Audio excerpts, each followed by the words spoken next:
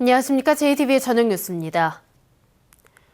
김승환 교육감이 올해 어린이집 누리과정 예산을 해결하겠다고 밝혔습니다. 어린이집 연합회는 교육감의 결단을 지지하고 안정적 누리예산 확보를 위한 범도민 대책기구 구성을 제안했습니다. 조창현 기자입니다. 김승환 교육감이 기자회견을 열어 올해 어린이집 누리과정 예산을 해결하겠다고 밝혔습니다. 전북교육청이 예산을 편성하지 않아 어린이집 보육료 지원이 중단된 지 3개월 만입니다. 김 교육감은 빠른 시일 안에 누리과정 예산 편성안을 제출하고 재원 마련 방법으로 지방채 발행을 포함해 모든 가능성을 열어놓겠다고 밝혔습니다. 유초, 중고, 특수학교에 대한 부담을 최소화하는 방안으로 지방채 발행을 포함해 모든 가능성을 열어두고 실무진과 협의해 해결하겠습니다.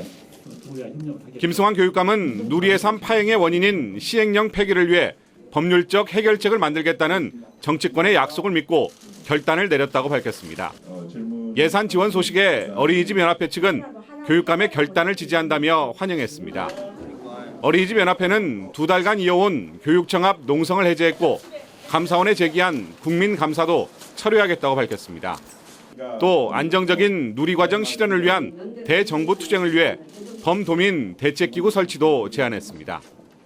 지방교육재정 확보를 통한 안정적인 누리과정 실현을 위한 대정부 투쟁에 전북교육청, 전북도의회, 시군의회, 시민사회단체, 학부모, 교육 관련 단체가 함께 참여하는 범도민 대책기구 설치를 제안합니다.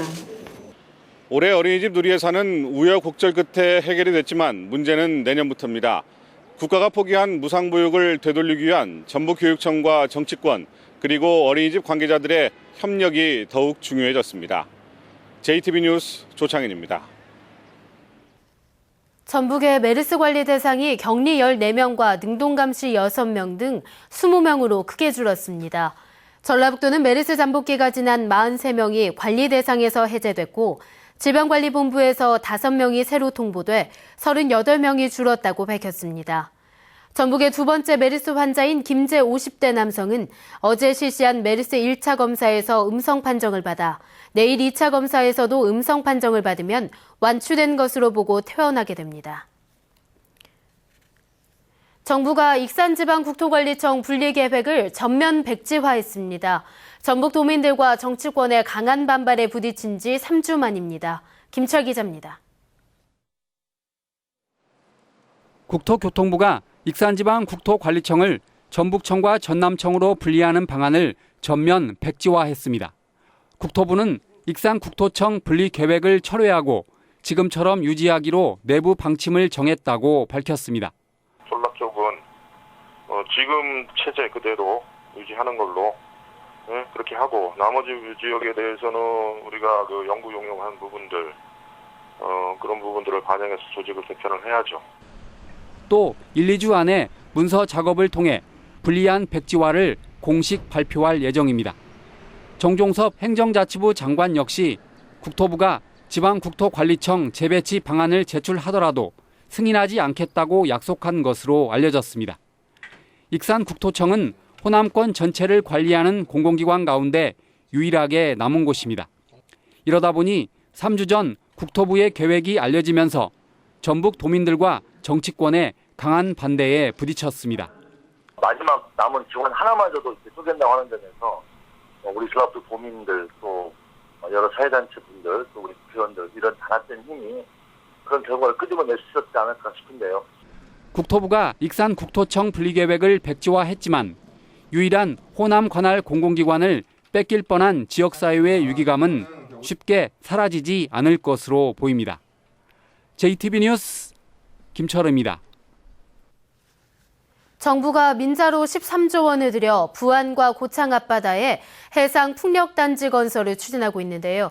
주민들의 반발이 여전히 강해 사업 추진이 쉽지 않을 것으로 보입니다. 보도에 송창용 기자입니다. 서남의 해상 풍력단지는 부안과 고창 앞바다에 13조 원을 들여 풍력발전기 500기를 설치하는 사업입니다. 발전량은 2.5기가와트로 원자력 발전소 2개와 맞먹습니다. 원래 지난 2012년 착공할 예정이었지만 주민 반대와 사업자 교체로 내년으로 미뤄졌습니다.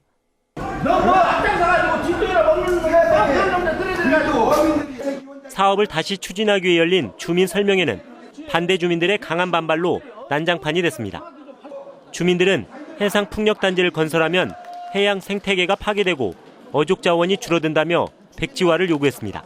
지금 세관금으로 인해서 땅을 잃었고 신항만으로 인해서 땅을 잃었습니다. 자, 그런데 이제 고기들이 회유할 수 있는 위도 동남측 거기마저 두드러 막아버리면은 우리 부안 어민들은 다 죽습니다. 사업자는 어업 손실을 보상하고 양식 시스템을 개발하겠다고 밝혔지만 주민들을 설득하지 못했습니다. 이 사업 자체가 여러분들이 우려하시는 그런 문제가 생긴다면 저희도 충분히 받아들이고 또 여러 가지로 말씀을 드릴 테니까요. 한번 간장하시고 어차피 들어오셨으니까요. 전라북도는 해상풍력단지가 전북의 신재생에너지 사업을 발전시키고 지역경제 활성화에 도움이 될 것으로 기대하고 있지만 지금 상황으로는 사업을 제대로 추진할 수 있을지 알 수 없습니다. 부안과 고창 주민들의 반발이 여전히 거세기 때문에 서남의 해상풍력단지 건설 사업은 순탄치 않을 것으로 보입니다. JTB 뉴스 홍창룡입니다.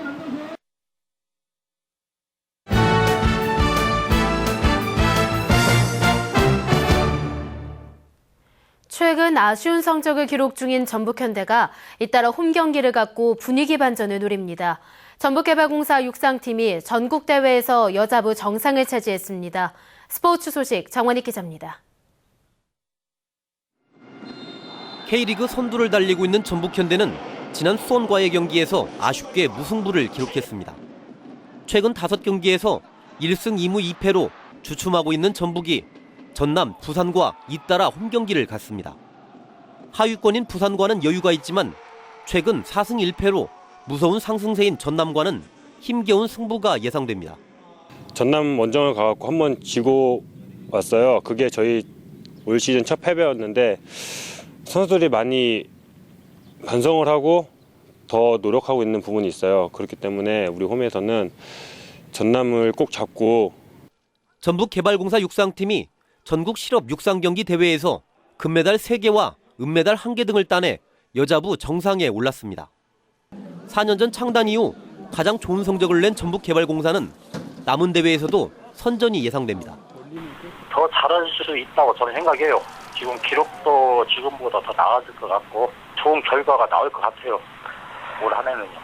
정읍 인상구 야구부가 창단 3년 만에 주말리그 왕중왕전인 제69회 황금사자기와 대통령배 고교야구 본선에 진출했습니다. 인상고는 전주고와 군산상고를 잇따라 물리치는 등 올해에만 벌써 6승을 올렸습니다. 제30회 미스터 전북 선발대회 겸 전국체전 선발대회가 이번 주말 전주에서 열립니다. 이번 대회에는 일반부와 학생부 등 4개 부문에서 모두 100여 명이 출전해 실력을 겨룹니다. JTB 뉴스 정원익입니다. 익산 미륵사지와 왕국리 유적을 포함한 백제 역사 유적지구의 유네스코 세계유산 등재 여부가 다음 달 4일 최종 결정됩니다. 유네스코 세계유산위원회는 다음 달 4일 독일에서 회의를 열고 우리 시간으로 오후 10시쯤 백제 역사 유적지구의 세계유산 등재 여부를 공식 발표할 예정입니다. 백제 역사 유적지구는 지난 5월 유네스코 세계유산위원회 기술자문기구인 이코모스가 세계유산 등재를 권고해 등재가 유력한 상황입니다. 전주 완산경찰서는 서행하는 차량에 일부러 손목을 내밀어 사고를 내는 이른바 손목치기로 보험금을 타낸 혐의로 28살 이모 씨 등 3명을 불구속 입건했습니다. 이들은 지난해 5월부터 6개월 동안 골목길이나 술집 인근 도로에서 천천히 달리는 차량에 손목을 내밀어 사고를 내는 수법으로 4차례에 걸쳐 보험금 700여만 원을 타낸 혐의입니다. 날씨입니다. 전북은 오늘 오후부터 장마정선의 영향으로 대부분 지역에 약한 비가 내렸습니다.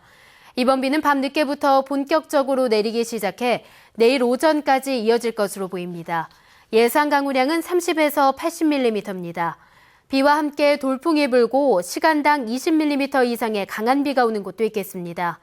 내일 낮 최고 기온은 24도에서 26도로 오늘과 비슷하겠습니다. 해상에는 짙은 안개가 끼고 바다의 물결은 1.5에서 2.5m로 일겠습니다. 전주기상대는 모레까지 서해안을 중심으로 바람이 강하게 불겠다며 피해를 입지 않도록 주의를 당부했습니다. JTBC 저녁 뉴스를 마칩니다. 시청해주신 여러분 고맙습니다.